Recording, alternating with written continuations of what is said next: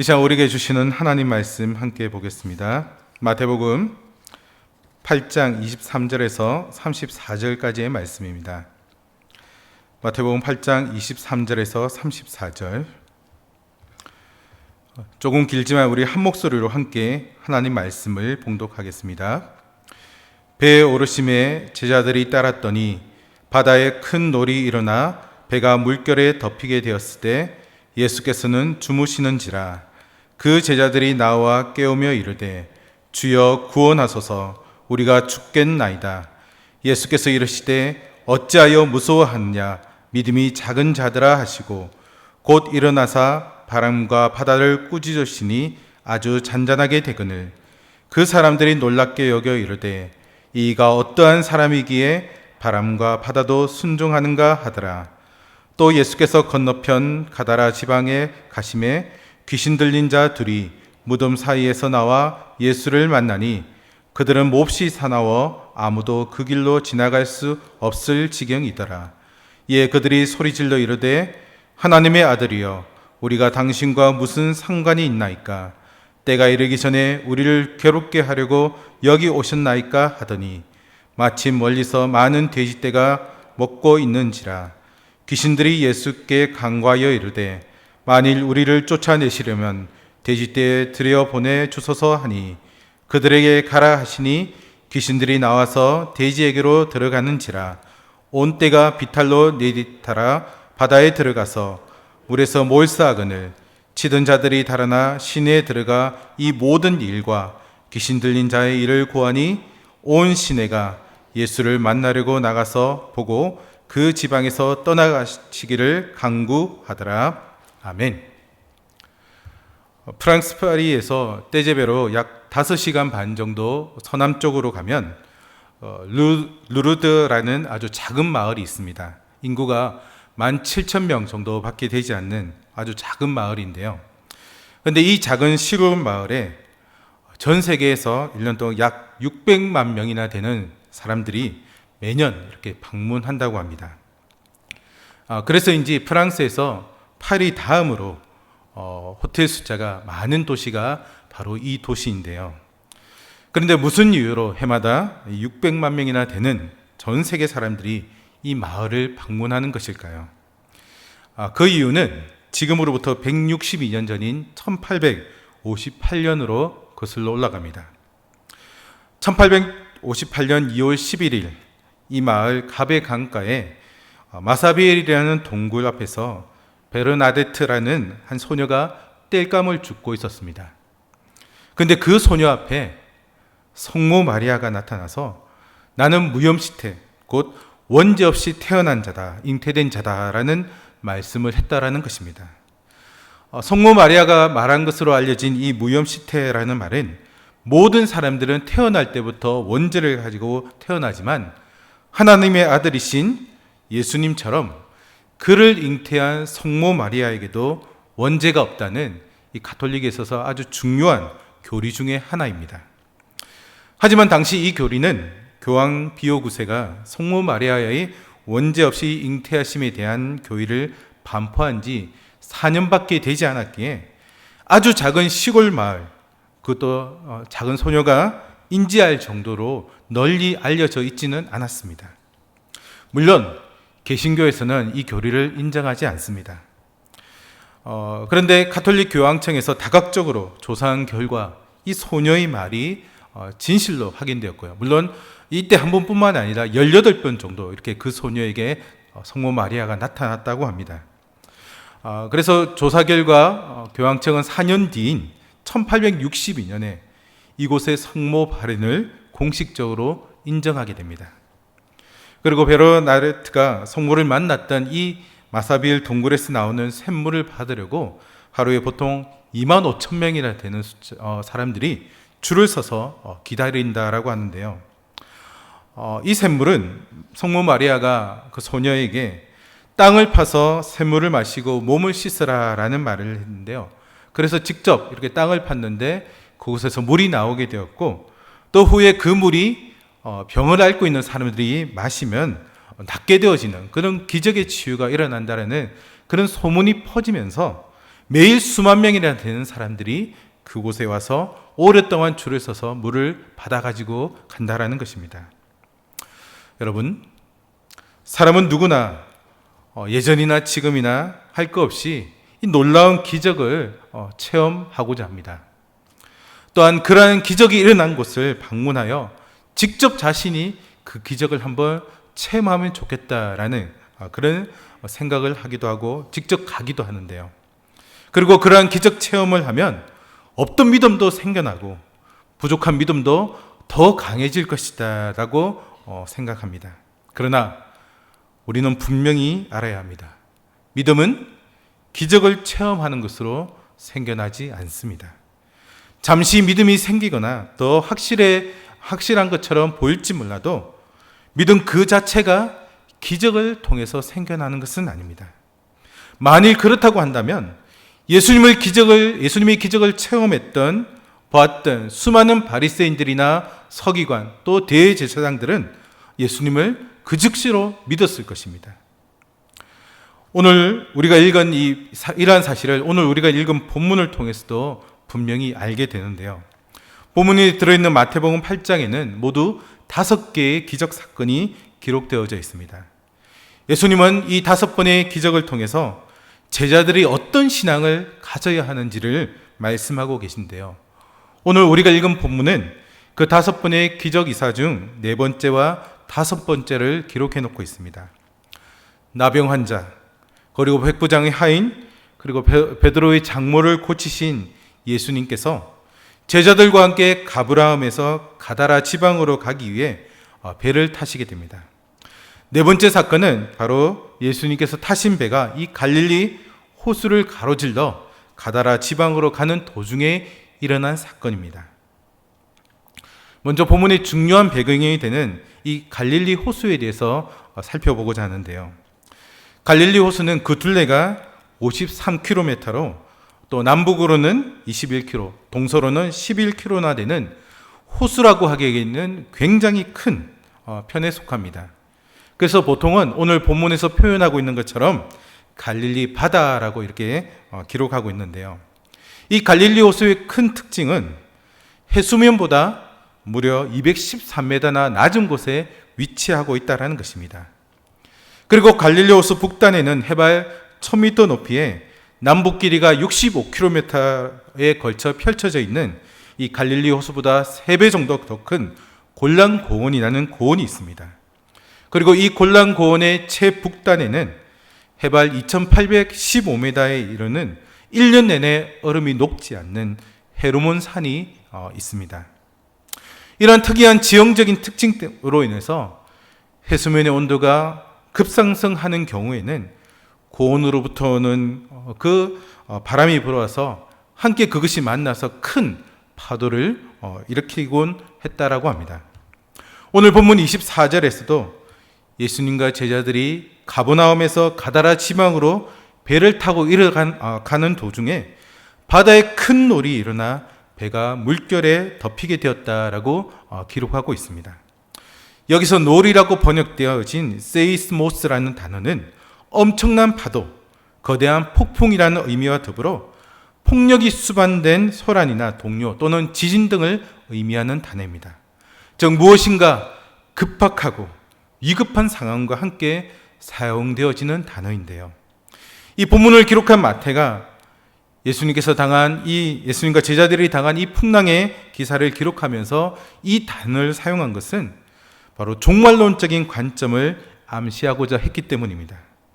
그래서 이런 관점에서 본다면 갈릴리 호수는 세상으로, 예수님과 제자들이 탄 배는 교회로, 그리고 그들이 만난 폭풍은 교회에 대한 핍박, 특히 죽음이나 어둠의 세력으로부터 교회가 당하는 환난을 상징한다라고 할 수 있습니다. 따라서 본문의 상황은 예수님께서 제자들에게 시험과 환난을 당할 경우 어떻게 대처해야 하는지를 훈련시키기 위해 그들을 갈릴리 호수로 이끌고 가서 폭풍을 겪게 하셨다라는 것으로 이해되어지기도 합니다.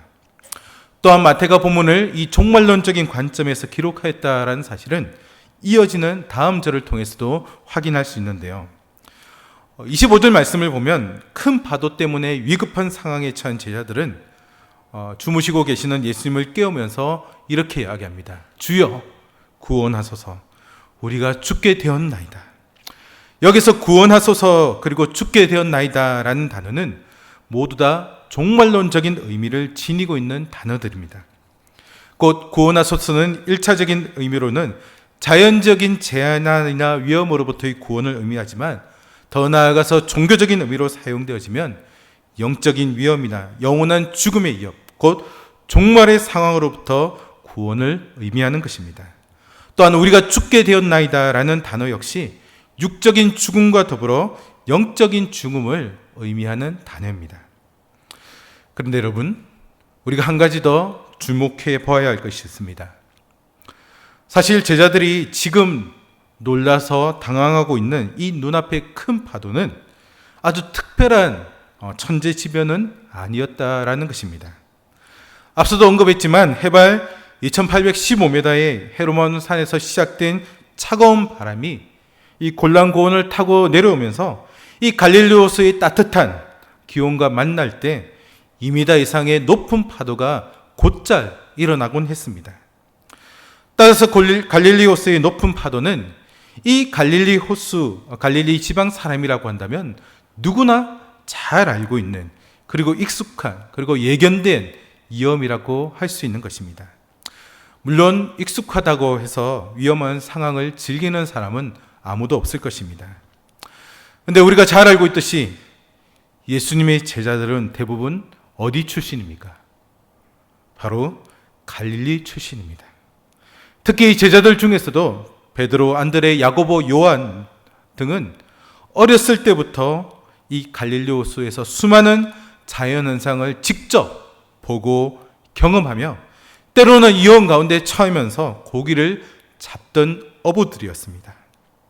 그리고 이러한 상황을 충분히 예측하며 대처할 수 있는 그야말로 잔뼈가 굵은 사람들이라고도 할 수 있는 것입니다.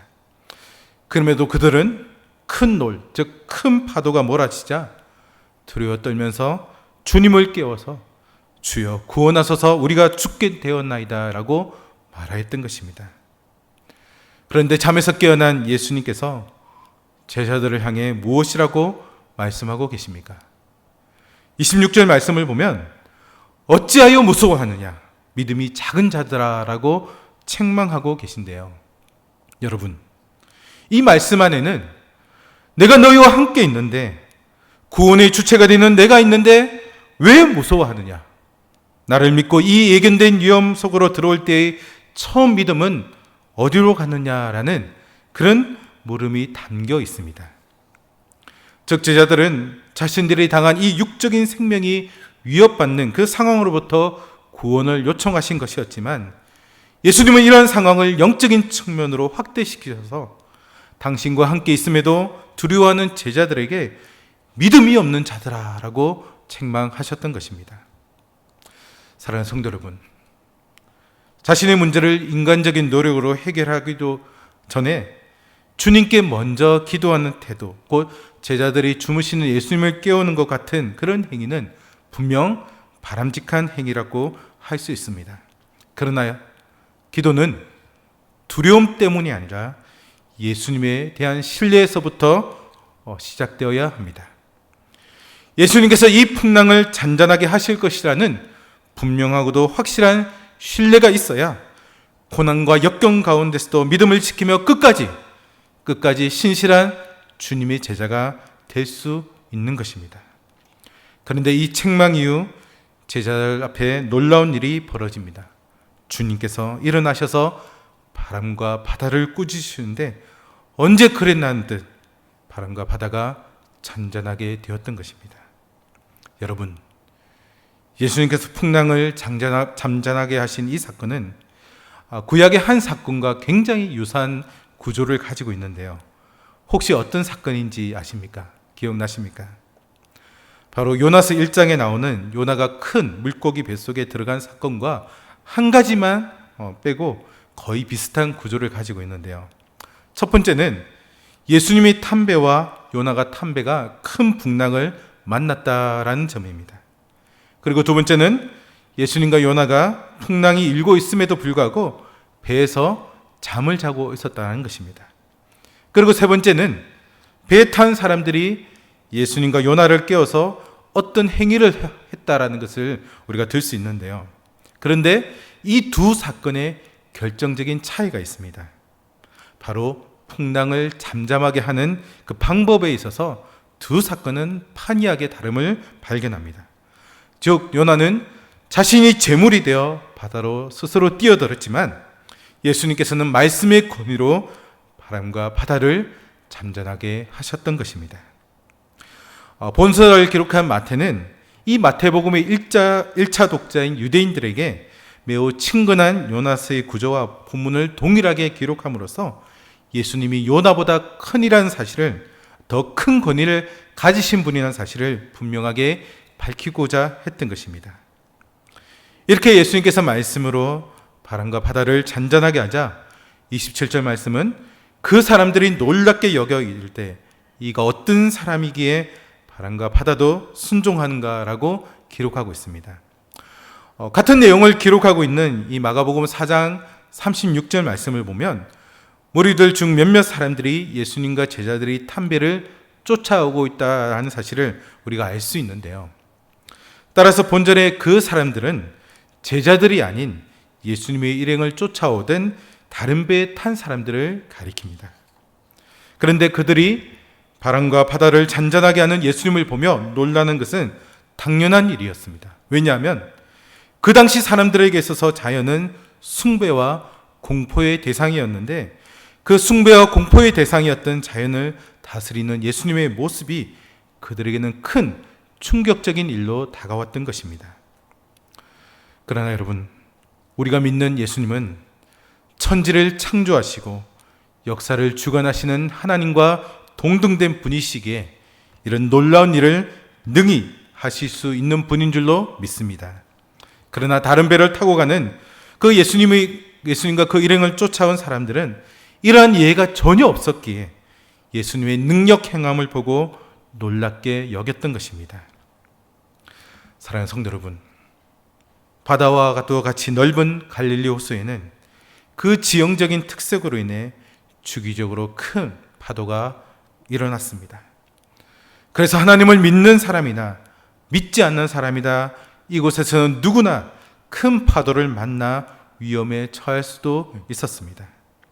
그런데 이 두 부류의 사람들의 다른 점이 있다면 믿음이 없는 사람들은 큰 파도를 단순히 공포의 대상으로 보고 두려워하였지만 믿음의 사람들은 큰 파도까지도 하나님의 창조 세계 안에 있다는 것을 믿고 그 위험을 하나님의 도우심으로 대처한다라는 점입니다. 두려워 떠는 제자들에게 예수님이 너희가 왜 두려워하느냐 책망하신 것은 믿음만 있으면 이 파도가 너희를 해치지 못할 것이다 라는 것이 아니라 하나님을 향한 믿음이 있는 신앙인들이 위험과 고난이 왔을 때 왜 그것을 믿음으로 해석하고 읽지 못하느냐라는 그런 책망과도 같은 말씀입니다. 물론 본문에서는 예수님께서 바람과 바다를 잠잠하게 하심으로 제자들에게 큰 위협이 미치지는 못했습니다. 그러나 이후 제자들 중에 고난당하지 않는 사람이 누가 있었습니까? 사도 요한을 제외하고는 모두 순교를 당했고 심지어 예수님도 십자가에서 비참하게 돌아가셨습니다. 따라서 교회를 다니고 예수님을 믿는다고 해서 아프지 않고 어려움이 없고 고난이 없고 삶이 항상 형통할 것이다 라는 믿음, 그것은 결코 온전한 믿음이라고 할 수 없습니다. 지형적 특색으로 큰 파도가 일어나듯 우리는 삶을 살아가는 동안 나의 의지, 나의 각오, 나의 준비, 나의 상태와 아무런 상관없이 피해가기 힘든 인생의 크고 작은 파도들을 만나게 됩니다. 신실한 믿음의 소유자에게도 헤쳐나가기 힘든 거대한 풍파는 찾아오기 마련이라는 것입니다. 그러나 분명히 기억하시기 바랍니다. 이 세상에 사는 동안 수없이 많은 크고 작은 파도들이 몰려온다 할지라도 그것이 그리고 그것이 지금 우리를 두렵게 하는 코로나19 바이러스와 같은 전염병이라 할지라도 그것들은 결코 공포나 숭배의 대상이 될 수 없습니다. 그렇다면 인생 가운데 찾아오는 이 거대한 풍파를 어떻게 해야 잘 헤쳐나갈 수 있을까요? 이어 기록되어진 이 예수님의 5번째 이적 사건을 통해서 우리가 그 방법을 한번 생각해 볼 수 있는데요. 이어지는 28절부터 34절까지에는 이 가다라 지방에서 귀신 들린 이 두 사람을 고치신 예수님의 5번째 이적을 기록해 놓고 있습니다.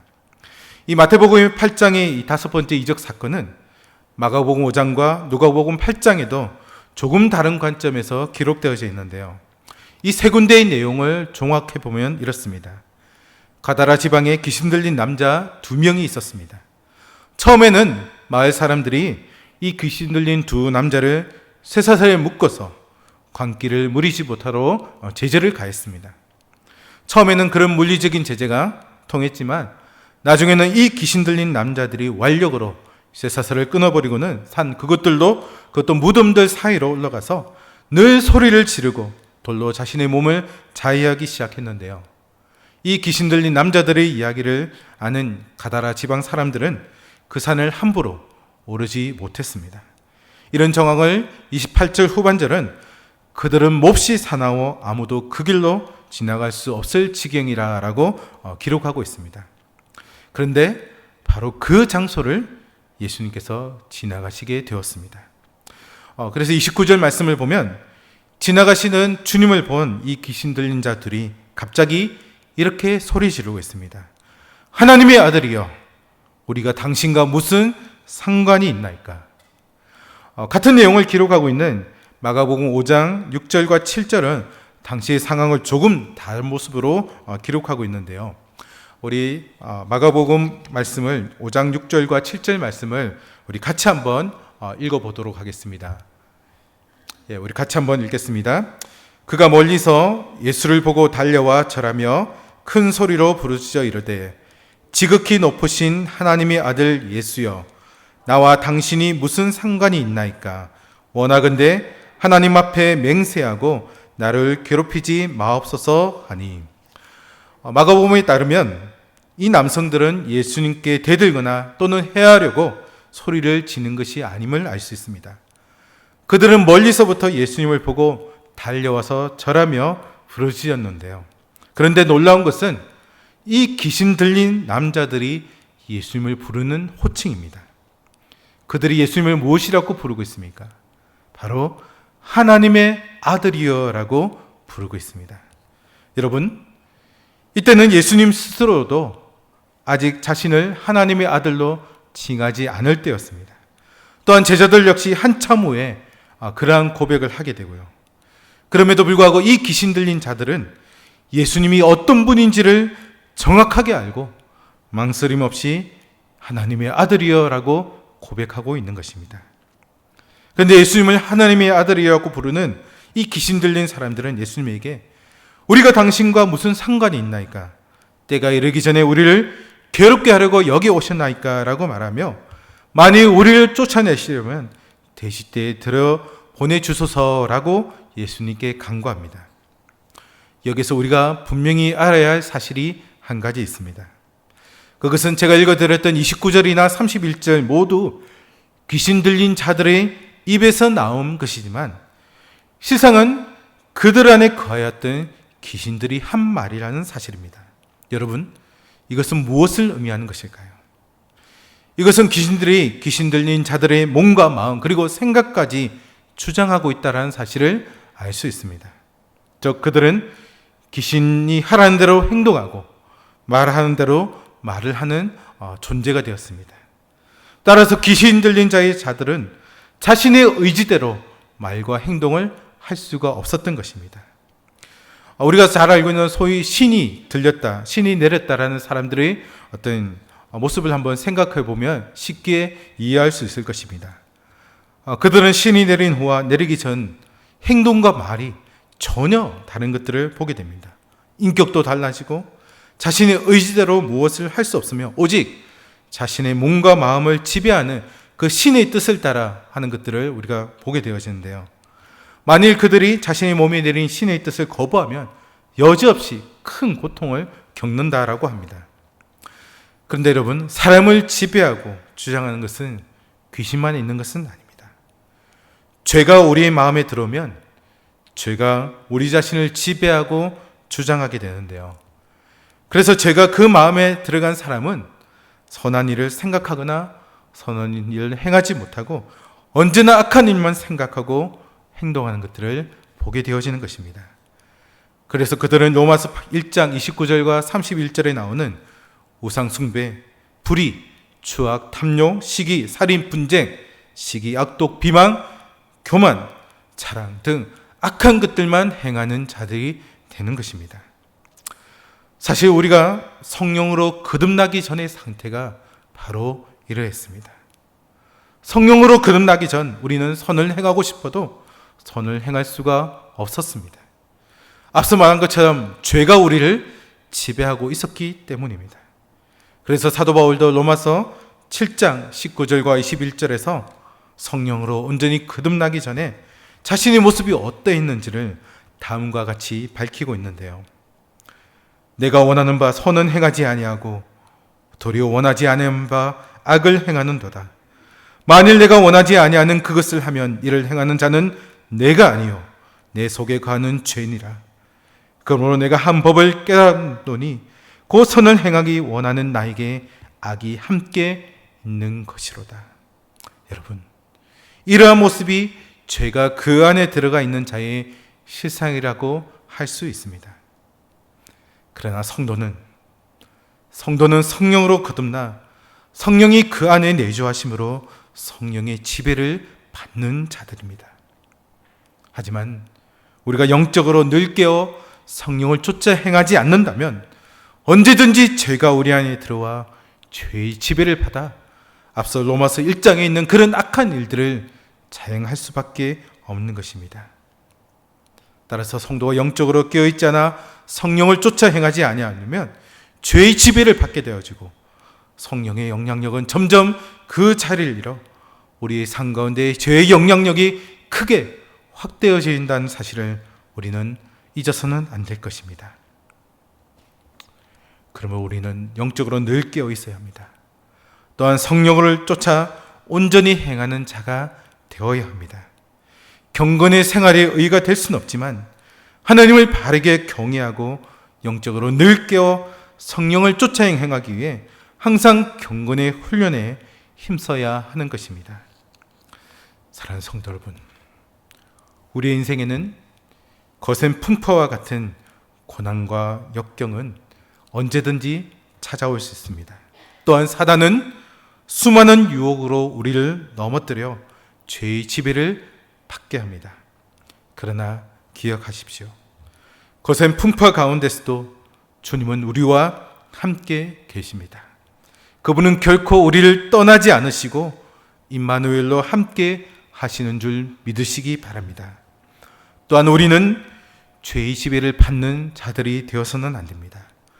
영적으로 늘 깨어 있으므로 성령을 쫓아 행하는 자들이 되어야 하는 것입니다. 우리가 조금 이따 부르게 되질 찬송가 191장 4절 가사에 나오는 것처럼 세상 모든 욕망과 우리의 모든 정욕은 십자가에 이미 못을 박았습니다. 따라서 주님의 영이 우리와 함께 하시기에 성도된 우리의 삶은 어두운 밤이 지나고 무거운 짐을 벗게 되었다는 사실을 확신할 수 있기를 바랍니다. 바라기는 그 어떤 상황 가운데 처하더라도 이 사실을 확신하며 날마다 성령을 쫓아 행함으로 하나님께서 기뻐하시고 원하시는 선한 뜻을 삶 속에서 매일매일 이루어 드리는 자들이 다 되시기를 주님의 이름으로 축복합니다. 기도하겠습니다. 사랑과 은혜가 풍성하신 하나님, 오늘도 우리에게 귀한 주일을 허락하시고 이곳에서 또 각자의 자리에서 하나님을 예배하게 하시니 진심으로 감사합니다. 이 시간 말씀을 통해 우리가 예수님을 믿고 하나님의 자녀로 삶을 살아가지만 그럼에도 뜻하지 않는 풍파와 같은 고난과 역경의 시간이 찾아온다는 사실을 다시 한번 깨닫게 하시니 감사합니다. 그러나 그러한 거센 풍파와 같은 고난의 시간에도 주님께서 우리와 함께 하신다는 사실을 또한 확신하며 그 모든 고난과 역경을 주님을 의지함으로 이겨나가는 우리 모두가 되게 인도하여 주시옵소서. 또한 제21을 받는 자가 아닌 영적으로 늘 깨어 성령을 쫓아 행하는 자가 되어 하나님께 영광 돌리는 우리 삶이 되도록 인도하여 주시옵소서. 한 주간도 믿음으로 승리하기를 소망하며 살아계신 예수님의 이름으로 기도하옵나이다. 아멘.